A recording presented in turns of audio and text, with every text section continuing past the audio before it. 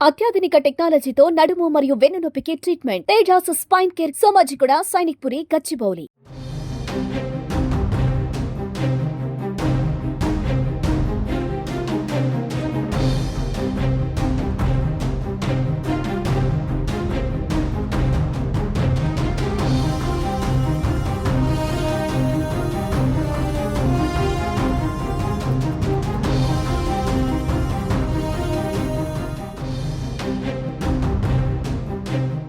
యుక్రెయిన్పై Russia ప్రళయం సృష్టిస్తోంది. 3 సంవత్సరాల యుద్ధంలో అతిపెద్ద దాడికి దిగింది.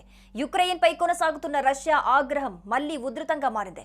శనివారం నాడు జరిగిన అత్యంత విధ్వంసకర దాడిలో రష్యా సేనలు యుక్రెయిన్లోని 9 ప్రాంతాలను లక్ష్యంగా చేసుకుని దాదాపు 400 డ్రోన్లు 40 క్షిపణులతో విరుచుకుపడ్డాయి.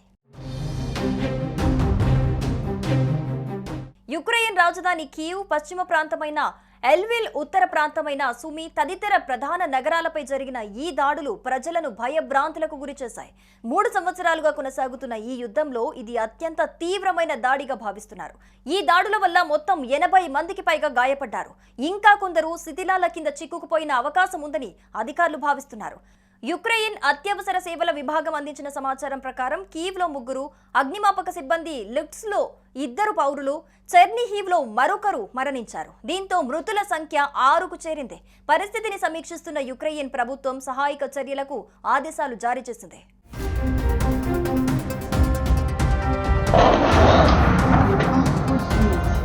ఈ దాడులపై యుక్రెయిన్ అధ్యక్షుడు వ్లాదిమిర్ జెలెన్స్కీ తీవ్రంగా స్పందించారు.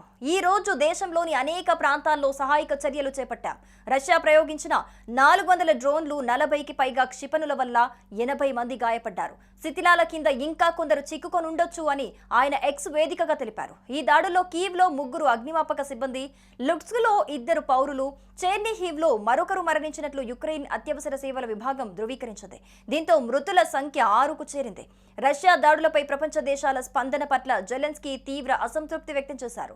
దురదృష్టవశాత్తు ప్రపంచంలో అందరూ ఈ దాడులను ఖండించటం లేదు. పుతిన్ దీన్నే అవకాశంగా తీసుకుంటున్నారు. యుద్ధాన్ని కొనసాగించడానికి ఆయన సమయం కొంటున్నారు అని ఆవేదన వ్యక్తం చేశారు. ప్రపంచ దేశాల ఐక్యతను దెబ్బతీసి తమ యుద్ధానికి మరింత ఒత్తిడి రాకుండా రష్యా ప్రయత్నిస్తోందని ఆయన ఆరోపించారు.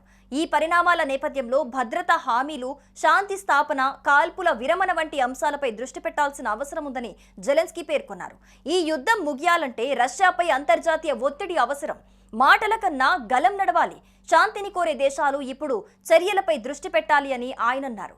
యుద్ధ విరమణ కోసం తక్షణ దౌత్యం అవసరమని, మానవతా విలువలను కాపాడేందుకు సమయానికి చర్యలు తీసుకోవాలని జెలెన్స్కీ పునరుద్ఘాటించారు.